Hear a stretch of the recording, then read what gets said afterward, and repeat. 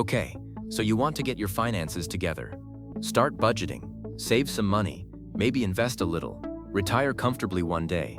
Simple, right? Here's the strange part. The math of personal finance is almost embarrassingly simple. Spend less than you earn, save the difference, let compound interest do the heavy lifting. The math of personal finance is almost embarrassingly simple. Spend less than you earn, save the difference, let compound interest do the heavy lifting. A 12-year-old could understand the formula. And yet, according to the Federal Reserve, 63% of Americans can't cover a $500 emergency without going into debt. Not because the math is hard, because almost nobody actually follows it. Anyway, by the end of this video, you'll know exactly how money really flows through an average person's life, why the system is quietly designed to keep you spending, why some people escape the cycle with the exact same paycheck that keeps everyone else stuck, and why personal finance isn't really about money at all. It's about psychology wearing a money costume. Let's start with the paycheck itself, because this is where almost everyone gets robbed before they even see the money. Say you make $60,000 a year. That sounds like a number. It's not. By the time federal tax, state tax, Social Security and Medicare take their cut, you're looking at roughly $46,000 to $48,000 landing in your bank account, depending on your state. That's already a 15 to 20% haircut before you've spent a single dollar on rent, food, or your Netflix subscription you forgot to cancel. Think of your paycheck like a pizza that arrives already missing 2 slices. You didn't eat them. They were gone before the box even opened. Now here's where it gets interesting. Because what happens to that remaining 80% is basically the entire personal finance industry in miniature. The average American household spends about 33% of take-home pay on housing, 17% on transportation, 13% on food, according to the Bureau of Labor Statistics Consumer Expenditure Survey. Add in insurance, healthcare, and minimum debt payments. And for a huge chunk of the population, there's almost nothing left. Not because they're bad with money, because the math was rigged against them from the paycheck stage. But here's the thing. 2 people can earn the exact same salary and end up in completely different financial universes 10 years later. Same revenue, wildly different margins. And that's the part nobody explains properly. So let's actually break it down. Think of your finances like a small business, because that's genuinely the best mental model. Your income is revenue. Your bills, subscriptions, and lifestyle spending are your cost of goods sold, and whatever's left over, that tiny sliver, is your margin. In business, a company with a 5% profit margin is fragile. One bad quarter and they're in trouble. A company with a 30% margin can survive almost anything. Most American households are running at a 1 to 5% margin. According to a 2023 Bankrate survey, only 44% of Americans could cover a surprise $1,000 expense using savings. The rest would need to borrow it, sell something, or put it on a credit card. That's a business one bad month away from insolvency, except it's your actual life. So why does this happen when the math is so simple? Because personal finance isn't a math problem. It's a psychology problem wearing a math disguise. And the entire consumer economy is built to exploit exactly that. Let's talk about lifestyle inflation, because this is the silent killer nobody warns you about. Say you get a raise. $60,000 becomes $75,000. Logically, your savings rate should jump. In reality, according to research cited by Ramit Sethi and echoed across financial psychology studies, most people's spending rises almost in lockstep with their income. New apartment, nicer car, more takeout. Suddenly you're making 25% more and saving the exact same dollar amount as before, sometimes less. Your revenue went up. Your margin didn't move. That's not a coincidence. That's a design pattern. Because an entire industry, credit cards, car dealerships, subscription services, is specifically engineered to expand right alongside your income. Here's a stat that should honestly be illegal to know and then ignore.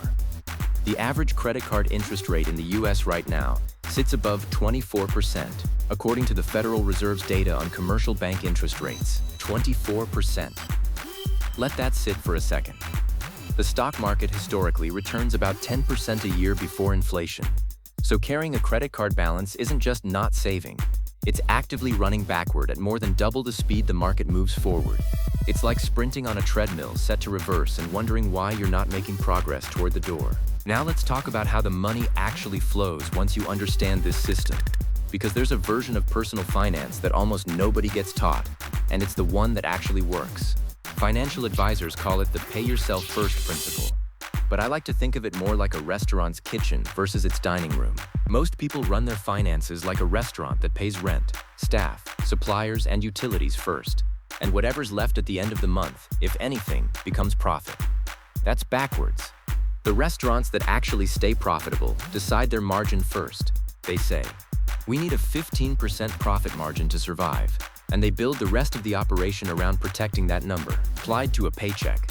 That means the moment your salary lands, a percentage, say 15 or 20%, gets pulled out immediately into savings or investments before it touches your checking account. Not what's left over. First, this single habit, automating savings before spending, is echoed across nearly every study on financial behavior because it removes willpower from the equation entirely. You can't accidentally spend money that already left the building. Let's get into the actual numbers of what small margin differences do over time. Because this is where compound interest turns from a boring textbook term into something almost unfair. Say two people, same age, 25 years old, same salary, $60,000. Person A saves 10% of their income and invests it in a basic S&P 500 index fund. Person B saves zero and just kind of, lives, assuming a historical average return of about 10% annually before inflation. Person A retires at 65 with over $1.3 million, according to standard compound interest projections used by firms like Vanguard and Fidelity in their retirement calculators. Person B retires with whatever Social Security gives them, which, according to the Social Security Administration, averages under $2,000 a month in 2024. Same income, same 40 years.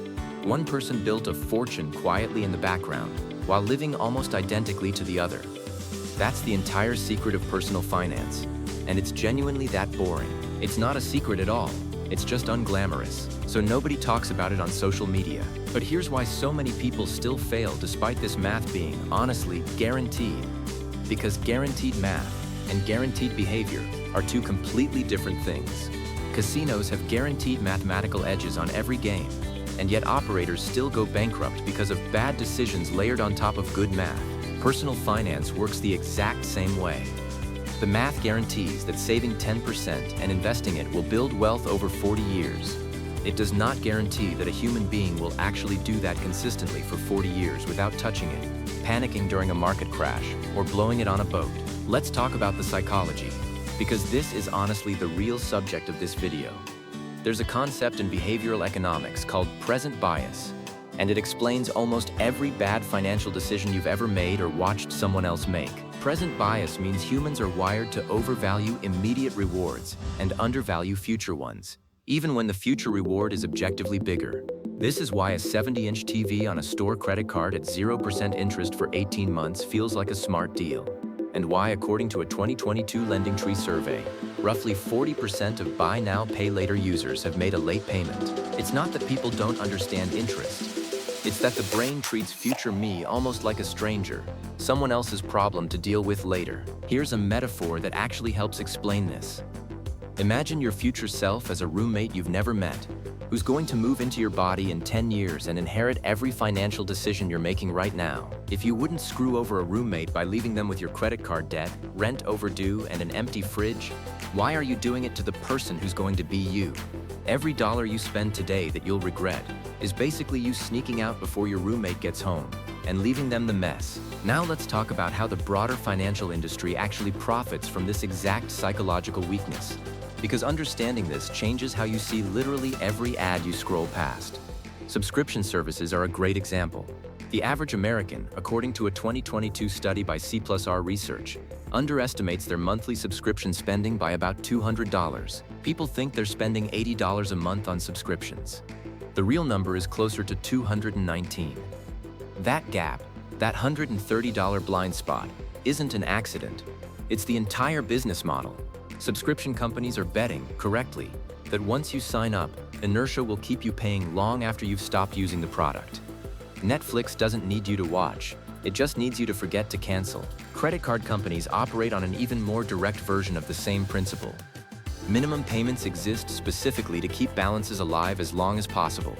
If you have a $5,000 balance at 24% interest, and you only pay the minimum, according to CFPB estimates, it can take over 15 years to pay off, and you'll pay more in interest than the original purchase was even worth. The minimum payment isn't a convenience, it's a trap dressed up as one. So why does anyone actually escape this cycle? Let's get into the real profitability scenarios, because this is where it gets genuinely exciting. The people who build wealth aren't usually the highest earners. According to research from Thomas Stanley, author of The Millionaire Next Door, the majority of American millionaires don't have flashy six-figure salaries. They're teachers, engineers, small business owners, people earning completely ordinary incomes who simply maintained an extraordinary savings rate for decades.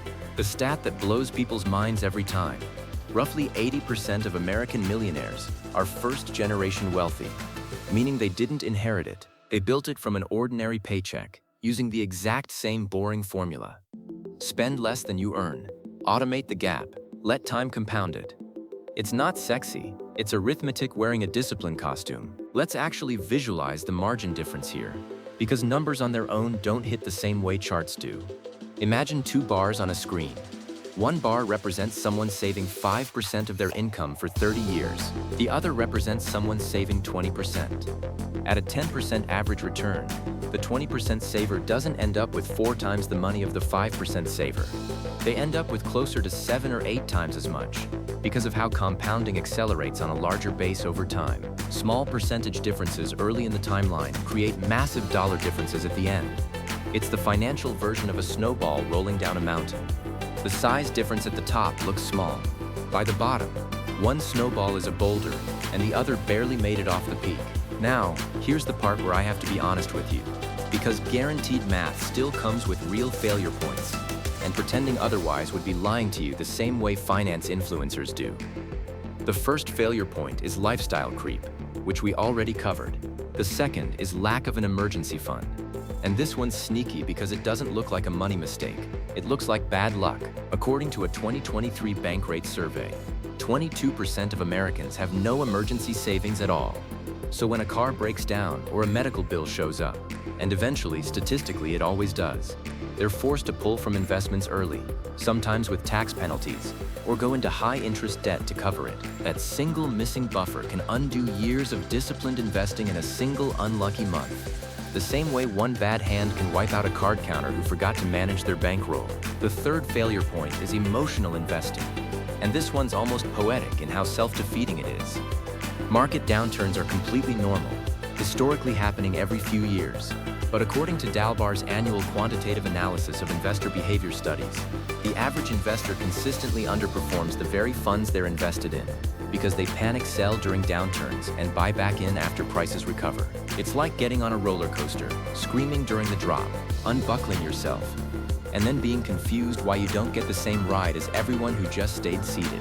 So let's zoom out, because here's the real, slightly uncomfortable truth about personal finance for beginners. This entire video could have been 6 words long. Spend less than you earn, invest the rest.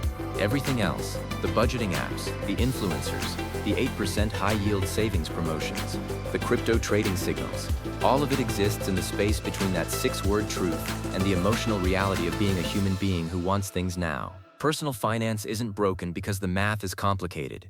It's broken because human psychology evolved to survive immediate threats on a savanna, not to optimize a 40-year compound interest curve.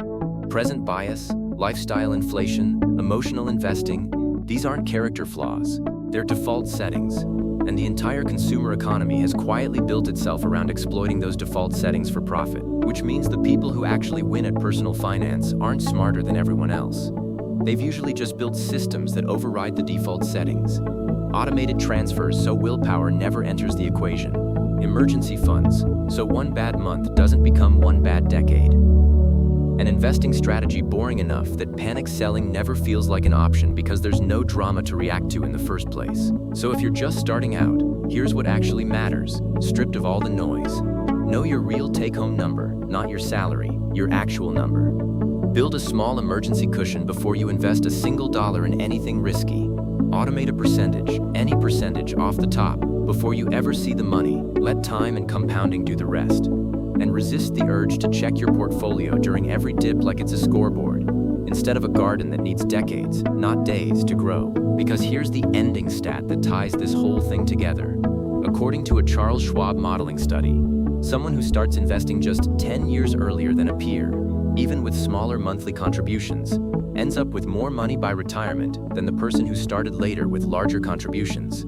Time isn't just a factor in this equation. Time is basically the entire equation. Everything else, income, budgeting apps, side hustles, is just adjusting the slope of a line that time was always going to draw for you anyway. So no, personal finance was never really about spreadsheets or stock picks or knowing what a Roth IRA stands for. It's about whether you can out-negotiate your own present tense brain long enough for math to do what it was always guaranteed to do. And honestly, that's a much harder business to run than any casino. So look, if there's one thing to actually take from the next 15 minutes of your life you just spent watching this, let it be this. You don't need to be smarter, luckier, or born into money to win at this game. You just need to build a system boring enough that your own brain can't sabotage it. Automate it, cushion it, then get out of its way and let time do what time was always going to do. If this actually changed how you think about your own paycheck, hit subscribe, because next week I'm breaking down the real economics of something else people think they understand but really don't. And if you want to know exactly where your money's going right now, drop a comment with your biggest money question. I read every single one, and the next video might just be built around yours. Anyway, go automate that transfer. Future you is already saying thank you. Thanks for watching. Subscribe for more lessons. See you next time.